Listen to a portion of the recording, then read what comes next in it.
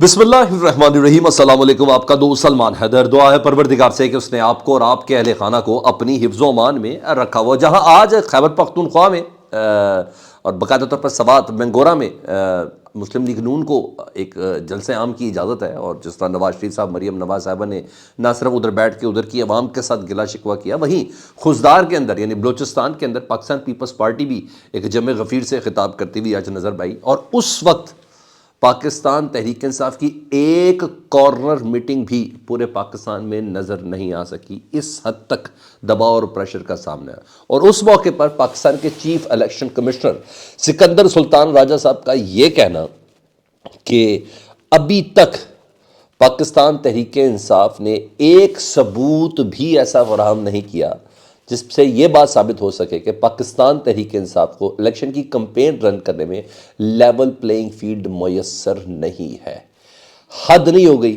انتہا نہیں ہو گئی جناب، یہ اس وقت پوزیشن چل رہی ہے۔ خیر آگے چل کے میں نے آپ کو عمران ریاض خان کے اس دال میں کچھ کالا نہیں، یعنی بہت سی دال ہے اور اس میں سب کچھ کالا ہے۔ جی ہاں، انہوں نے چپ کا روزہ توڑا ہے، اور سیم پاکستان کے دیگر تجزیہ کار اور سیاسی معاملات سے روشنائی رکھنے والے ان تمام افراد کی طرح انہوں نے بھی کہہ دیا ہے کہ جو پراسرار طور پر بشریٰ بی بی صاحبہ کو جو بنی گالہ میں رکھا گیا نا، اس کا ایک خاص مقصد ہے۔ وہی چیزیں کچھ آپ کے ساتھ سامنے شیئر کرنی ہے۔ بس اب 9 مئی کے معاملات اب سمیٹنے کا وقت ہو گیا، کیونکہ جس چیز کے لیے یہ تمام چیزیں پنپ رہی تھیں، بیان کی جا رہی تھیں، تیار کی جا رہی تھیں، کچھ کیسز تو عمران خان صاحب کے اوپر سزائیں ہو چکی، تو اب 9 مئی کو بھی باقاعدہ طور پر کب تک ایک بانڈے طریقے سے لوگوں کو اندر رکھا جائے گا، تو اب اس کے بھی فرد جرم اور اس کے چلان کا جو تمام کا تمام معاملہ ہے وہ سمٹ گیا، اب تاریخیں آنا شروع ہو گئی ہیں، اس کی کچھ تفصیل بھی بتانی ہے۔ تو چیزیں بڑی انٹرسٹنگ ہے، ایک کے بعد ایک آپ کے سامنے رکھتے ہیں۔ تو سب سے پہلے جی اجلاس آج ہوا ہے الیکشن کمیشن کا، اور اسپیشلی کے پی کے اور بلوچستان کی صورتحال کو دیکھتے ہوئے جب آج بھی میں آپ سے بات کرتا ہوں، 3 جگہوں پہ دہشت گردی ہوئی ہے، جس میں بلوچستان بھی شامل اور کے پی کے بھی شامل ہے۔ ایک جگہ پہ ہینڈ گرینیڈ بھی نہیں پڑا اور ایک شخص بھی دنیا سے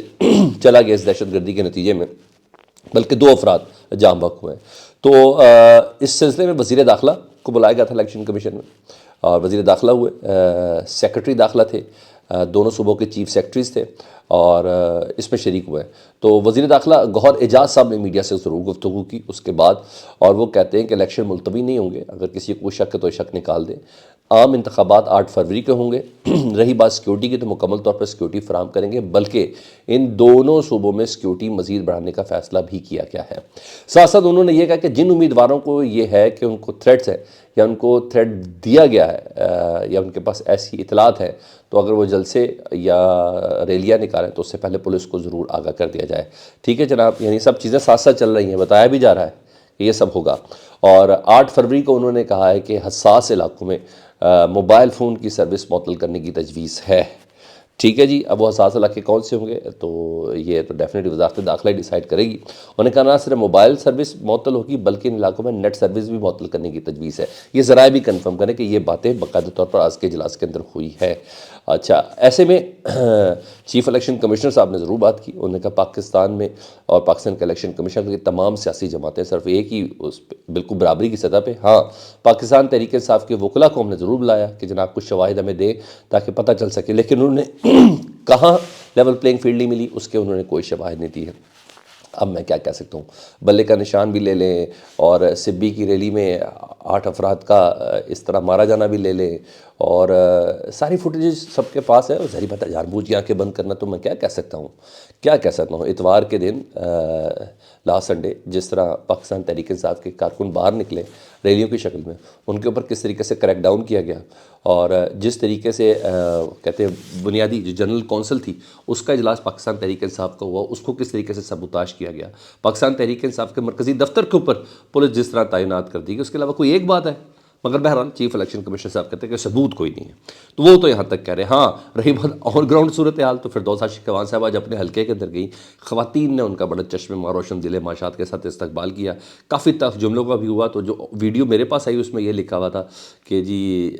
گہرائے مہمان کے ساتھ آپ کو خیال نہیں کہ کیسے بات کرنی ہے، اور یہ کہہ کے انہوں نے اپنا ہار ادھارا، انہوں نے کہا آپ کے اندر سے تو عمران خان ہی نہیں جا رہا۔ تو بہرحال عورتوں نے آج کافی زیادہ زبردست قسم کی فردوس عاشق خوان صاحبہ کو ریسیپشن دی ہے۔ تو یہاں تو منحرف اراکین کے ساتھ جو ہو رہا ہے، جنہوں نے وفاداریاں بدلی ان کا تو ہے۔ ہاں شیر افضل مروت صاحب جی لکی مروت میں جی ہاں، جمعیت علماء اسلام کے گڑھ کے اندر جی، وہاں سے ہی سردار ملک احسان، جی ہاں JUI کے رہنما جی، انہوں نے پاکستان تحریک انصاف میں شمولیت کا اعلان کیا ہے۔ انہوں نے کہا ہماری وفاداریاں پاکستان تحریک انصاف کے ساتھ ہے، اور یہاں پاکستان تحریک انصاف کے کینڈیڈیٹ کو ہم کامیاب کروائیں گے۔ ٹھیک ہے جی، بلومبرگ کی ایک رپورٹ دیتا ہوں آپ کو، بڑی مزیدار قسم کی۔ بلومبرگ نے اپنا سروے جاری کیا جی، اور انہوں نے کہا کہ سیاسی مشکلات کے باوجود پاکستان تحریک انصاف کے چیئرمین عمران خان معیشت چلانے کے لیے سب سے قابل رہنما ہیں۔ پاکستان میں معیشت چلانے کے لیے سب سے قابل رہنما عمران خان صاحب ہیں، اور ان سروے کے مطابق 44% نے عمران خان صاحب کے حق میں ووٹ دیا، اور 37% نے میاں محمد نواز شریف صاحب کے حق میں ووٹ دیا کہ ان کے اندر یہ معیشت چلانے کی قابلیت ہے۔ ظاہر بات ہے انہوں نے پچھلے 16 مہینے بھی دیکھ لی ہوں گے، تو وہ پچھلی ساری کارکردگی اسی کے اندر ہی دبڑدوز ہو چکی ہوگی، تو یہاں تو یہ چیز آ گئی۔ دوسرا جی، عمران خان صاحب نے آج پھر اڈیالہ جیل سے اپنے وکیل حامد خان صاحب کے ذریعے پیغام بھیجا، اور پیغام کی پلپٹیشن ڈیفینیٹلی اس کو محسوس کرنا بہت زیادہ ضروری ہے۔ انہوں نے پاکستانیوں کے نام پیغام میں کہا ہے کہ اگلے 3 دن جتنے بھی پاکستانی ہیں، نہ صرف اپنے خاندان بلکہ محلے کے لوگوں کو بتائیں کہ پاکستان تحریک انصاف کے امیدواروں کے نام کیا ہیں اور ان کے انتخابی نشان کیا ہیں۔ اس کی یعنی یہ پیغام بتائیں کہ لوگوں کو یہ بتائیں، اپنے محلے کے لوگوں کو بتائیں کہ آپ آگے بتائیں، اور اپنے خاندان کے لوگوں کو بتائیں کہ آپ آگے بتائیں کہ یہاں اس حلقے سے پاکستان تحریک انصاف کا نمائندہ کون ہے اور اس کے انتخابی نشان کون ہے۔ میں نے کہا یہی سب سے بڑی ذمہ داری ہے پاکستانیوں کی، یہی مقابلہ، یہی جواب ہے۔ آپ نے اس تمام استدلال کا جو جواب ہے نا، وہ اس زور زبردستی کا، وہ آپ نے ووٹ کے ذریعے دینا ہے۔ تو ایک بھاری ذمہ داری عمران خان صاحب نے پاکستانیوں کے نام دی ہے، اور بڑی ذمہ داری سے انہوں نے دی ہے۔ تو وکیل حامد خان صاحب تو یہ کہہ رہے ہیں۔ ہاں، ان کی بہن علیبہ خان صاحب نے کہا کہ جب 10 سال قید کی سزا عمران خان صاحب کو سنائی گئی تو ان کے چہرے پہ اتنا اطمینان تھا جیسے ایک بہت بڑی خواہش ان کی پوری کر لی گئی ہو، یا ان کا بہت بڑا بوجھ ان کے سینے سے اتر گیا ہو۔ تو خان صاحب سزا کے معاملے میں اس حد تک حوصلے کے ساتھ انہوں نے سنا ہے۔ پہلے یہاں تو چیزیں تھیں، اور یہاں یہ چیزیں ہوں گی جی۔ میں اس سے پہلے کہ عمران ریاض خان کی طرف بڑھوں تو یہ خبر آپ کو دینی تھی کہ سانحہ 9 مئی پر فرد جرم عائد کرنے کا اب سلسلہ شروع ہو چکا ہے۔ تھانہ شادمان کو نظر آتش کرنے پر باقاعدہ ٹرائل کا آغاز ہوا ہے جی، اور عالیہ حمزہ تو کہہ رہی تھی مجھے تو پتہ ہی نہیں، میں ادھر بھی تھی، لیکن بہرحال ڈاکٹر یاسمین راشد، میاں محمود رشید اور اعجاز چودھری، جی ہاں، ان کو ATC پیش کیا گیا۔ 3 فروری کو باقاعدہ فرد جرم ان کے اوپر عائد کر دی جائے گی، اور یہاں بڑی سپیڈ سے کیس چل رہا ہے، اور میں بھی پاسبل 8 فروری سے پہلے یا 15 فروری تک ان کے اوپر باقاعدہ طور پر سزا ان کو سنا دی جائے گی۔ تو باقاعدہ فرد جرم عائد کرنے کی تاریخ دے دی گئی ہے، ٹھیک ہے، اور چالان کی کاپی جو ہے وہ بھی تمام ملزمان کو دے دی گئی ہے۔ اس میں بغاوت سمیت دیگر سنگین الزامات ہیں۔ دوسری طرف راحت بیکری کے سامنے پولیس کی گاڑیاں نظر آتش کرنے میں سابق MNA روبینہ جمیل اور ختیجہ شاہ اور سنم جاوید کا بھی ٹرائل کا باقاعدہ طور پر آغاز ہو گیا۔ تو فروری کا مہینے میں بھی ان کے حوالے سے بہت زیادہ کلوزنگ والے معاملات بڑھ جانے ہیں۔ تو اب وہ ہو گیا، ظاہری بات ہے، جو سر تھا وہی عمران خان صاحب تھے، تو عمران خان صاحب کے اوپر ان چلان کا سب کا آغاز ہو چکا ہے، اور وہ بھی 6 فروری سے باقاعدہ طور پر 9 مئی کے مقدمات میں عمران خان صاحب ہو گئے، شیخ رشید ہو گئے، شاہ محمود قریشی، تو ادھر سے بھی انہوں نے باقاعدہ طور پر آغاز کر دیا۔ اب آجو جی، وہ جو زبان کھولی ہے عمران ریاض خان صاحب نے، اور بالکل انہوں نے کہا کہ بنی گالہ کی میں جو بشرا بی بی کو رکھا گیا نا،